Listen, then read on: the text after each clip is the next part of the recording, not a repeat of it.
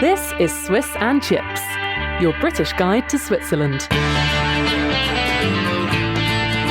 Hello, you're listening to Swiss and Chips. I'm Jo Fay, and I'm a broadcast journalist from the UK who moved to Switzerland 14 years ago. In 2022, I became Swiss. And I'm Simon. I grew up in a very traditional mountain village in the Swiss German-speaking part of Switzerland, and together we have a tri-national daughter. Yes, indeed we do.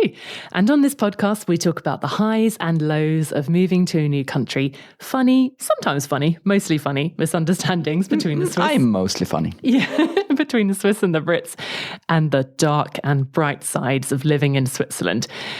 We really want to help you move to Switzerland, remove any fears, and help you settle in as well.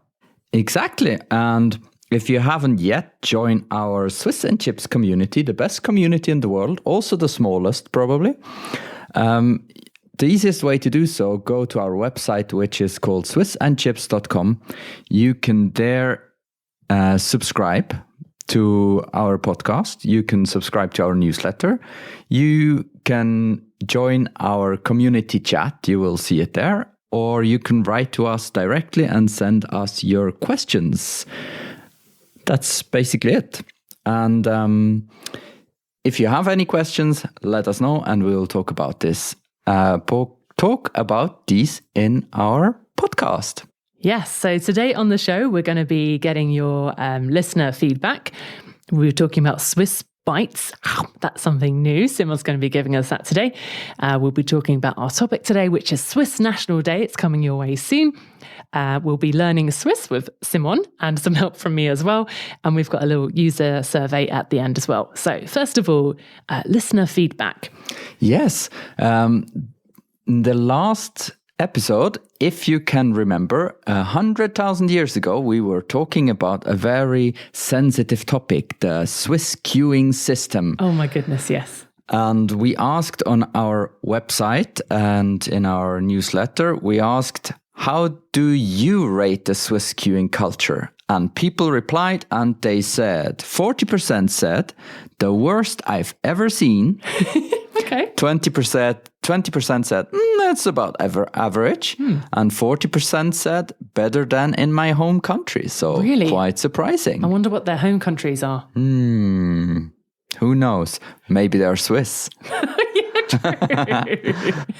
That could be true. Yeah. Oh, thanks to everyone who replied. Yeah, thanks to everyone who replied and also to the almost 200 subscribers who are part of the Swiss and Chips community. It's always nice to talk to them because some of them, they write in the chat and we can, we reply. And some of them are, for example, wrote that they're looking to meet other people. So go and have a look there, please. Exactly. Right. So Swiss bytes. What's this all about?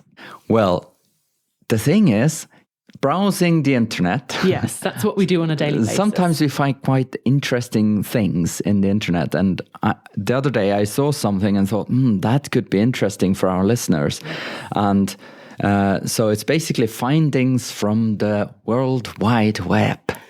You make it sound worse than it is. No, I'm just kidding. Oh. Good findings, positive findings, There's loads of cool interesting stuff findings. out there about Switzerland, basically. And you were like, Jo, you've got to watch this. And I was like, wow, that is cool. And then we've got to tell the people who listen to our podcast about this. Yes. So what did we find? Well, it was a very, very cool YouTube video, basically, about why the Swiss love their guns more than Americans. Yes.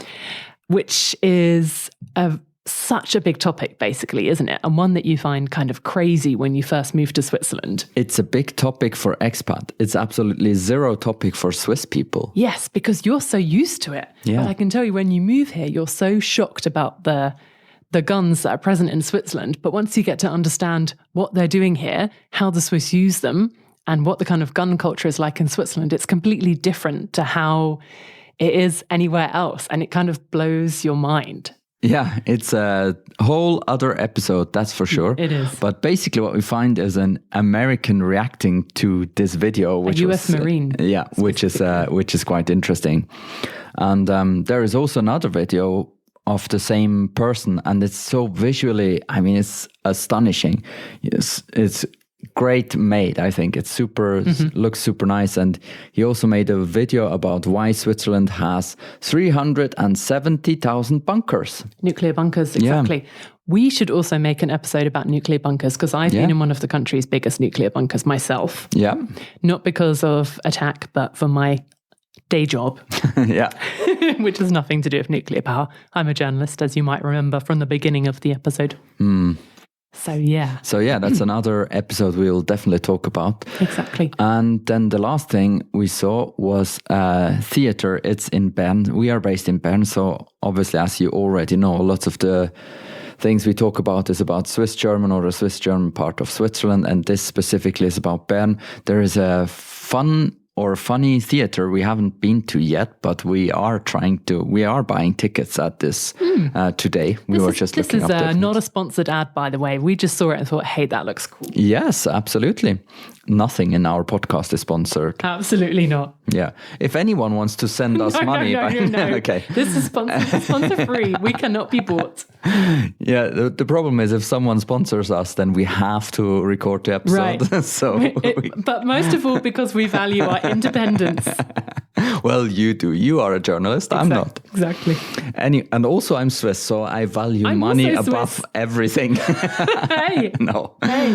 Anyway, so we saw this theater, and that could be interesting. And it's called chönt jedä. And that's also, don't tell people yet what it is, because we're going to learn about that in this learning Swiss German part. Okay, good.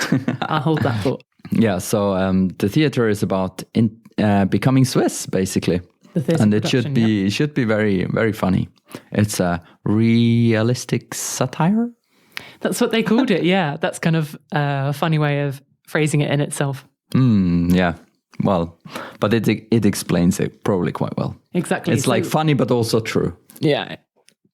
And I just wanted to say we'll put links to all of the things we just mentioned in our show notes. Absolutely. So it's time for Learning Swiss with Swiss and Chips. And here we come back to this title of the theater. It's not one word, but it's a whole sentence. It's chönt jedä. Yes. Is this the part where I attempt to show off my Swiss German knowledge? Yes. What does that mean? Say it one more time. Chönt jedä. It's more like a saying. I've never heard it before, but I think it means everybody can come. Well, anyone could come. Yes, it's translated exactly that. So, but I've never heard it before. So it is not like a saying; it is an actual saying. And it means anyone can come. How to explain? I think I might be getting it. Here is the part where I have to explain and can't. This bit. I think it means it's like anyone can come, but actually the implication is not anyone can come. Anyone could come, but not actually everybody is welcome. Is that what it means? I tried to find another example where you would use it. It's like they've organized some sort of event, and technically anybody could come, but if certain people went, they wouldn't actually be that welcome, and it would be kind of awkward. Is that what it means? I'm just guessing because I've never heard it before. Not really. Let's try to explain. Yes, please. So I try again. I really try very hard. By the way, we had just a brief off-the-record discussion of 5 hours later. Yes, of like 5 minutes with lots of swearing.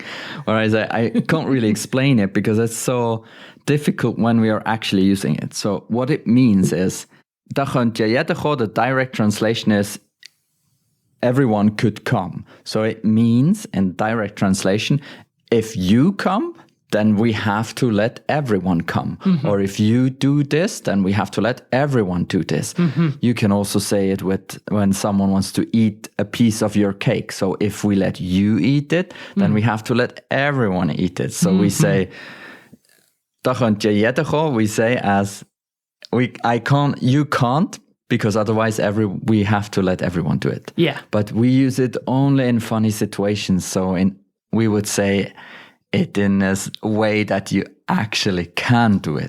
Yes, so understood. I totally understand. I'm not sure if anyone out there understands. I'm going to try and use it. Yes. Okay. Let us know if you roughly understood what I'm saying. And if you manage to use it in a funny situation without causing offense, then you've got it.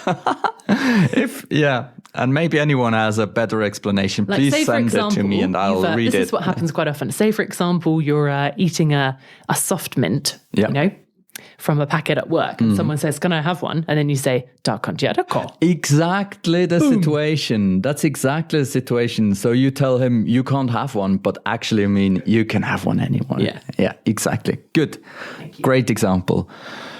All right. So, I love and hate this part of our podcast. Me too. Normally it's me who's sweating with the translation.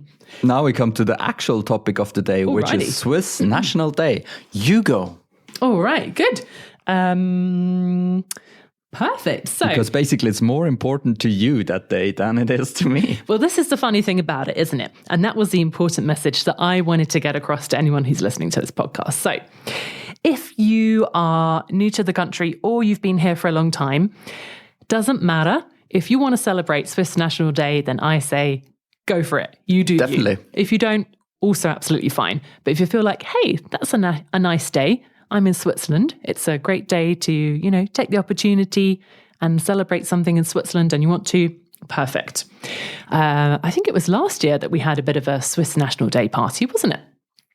My dad was visiting and we decided, let's do that thing. True. So, number one, you can buy everything you need at your local supermarket. So, go there, get the stuff. Raclette and then Swiss flag, napkins, napkins, bunting, plates. Paper plates and paper cups and paper cups. How I make this, I lift this hand and show. He's making a sort of symbol, but I'm not sure what that is. Holding a lantern. The lanterns. Yeah, little paper lanterns you can have. For the Umzug. Oh, now we're getting technical. Little lanterns that children can hold in a little parade. Yeah. Yes. If you live in like a village or maybe even a town, there might be like a parade or a children's parade. It's very traditional. Look out for information in your local area that you could take part in. You just walk around with the lantern. Yeah. You can also just walk around with a lantern. No, in the parade. You can. Join a parade. Don't do it by yourself. You look like a Billy No Mates. Top tip. No, but it's very traditional. Our daughter, for example, she made one at nursery as well. Yeah. So it's a thing. It's a thing. Look out for local info or have your own party at home. Yeah. You can have a raclette if it's raining because this year it may well be. Yeah. Listen to some yodeling, alphorns. Alphorns if you want. Listen to the speeches of important politicians. If you want to, or not, if you don't want to.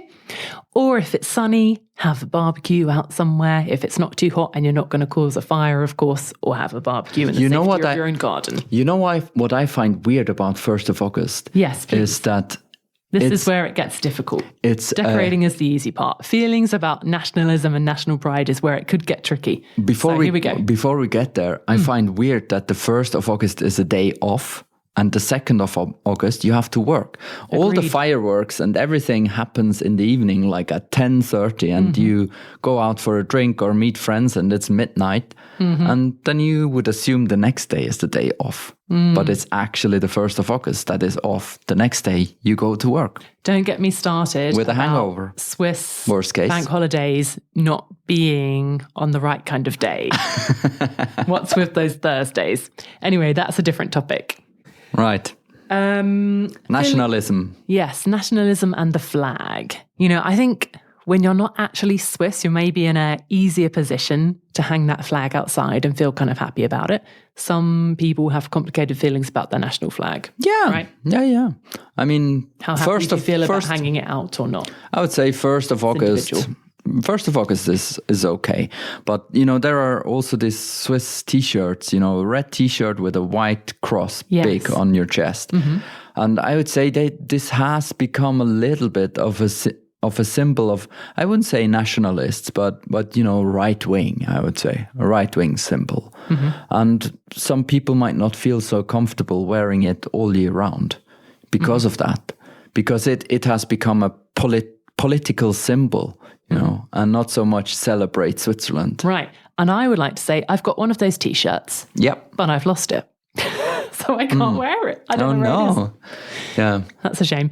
But you know what else I've got? I've got an Edelweiss shirt that your family bought for me when I became Swiss. Yeah. And I actually wore it at the weekend. Yeah. At the Go to a Schwingfest. Yeah. It's cool, huh? Swiss Wrestling Fest. Swiss Wrestling Fest. That sounds not right. We talk about that another day. We'll talk about that another time. All right. But yeah, it's a thing with the Swiss flag because it shouldn't be political. It's just a country flag, isn't it? But it became a little bit of a political symbol. Yeah. And it feels like for expats feel more free of showing it and wearing it. Yeah, it's complicated depending, I think, on the individual, the history of your flag, and where it's been used both in the past and in the present. And my personal feeling about the Swiss flag and the England flag, I'm just talking about in this case, is that me personally, I think it's important for us to try and reclaim our flag for everybody I agree. who is a citizen of that flag. I agree.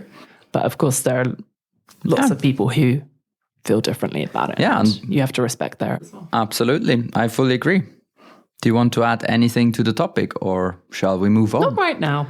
All right. I think it's a good time to also ask this question to our listeners.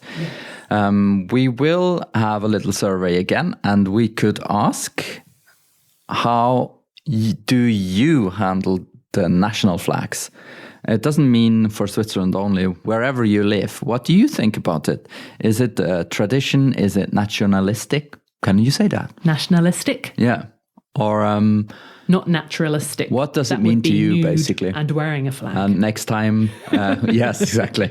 Next time we'll talk about it, about the result. Yes. So if you want to take part in the mini survey, you will find the link in our show notes. We will put the survey on our website, and I'm already excited to see what people say. Good. Then that was it for today. I think we talked a lot about many things. We had our new user feedback round, the Swiss queuing culture. We had the Swiss bytes from the internet. Yep. We need some kind of jingle for that. Maybe you just make the... I just made one, yep. Very good. We learned Swiss. Well, we didn't actually learn, but we talked a little bit about it. We wrestled with Swiss language. Yes, and talked about the Swiss National Day. So hopefully you can celebrate it somewhere, wherever you are. If you like to, then please do have a good time. Yes, and next time we already know what we're going to talk about, because in one of our episodes even earlier, we asked what you want to hear about, and you said Swiss dialects. So we'll talk about Swiss dialects next time. And the ABC SRF 3, a very traditional Swiss dialect game. Oh, goody.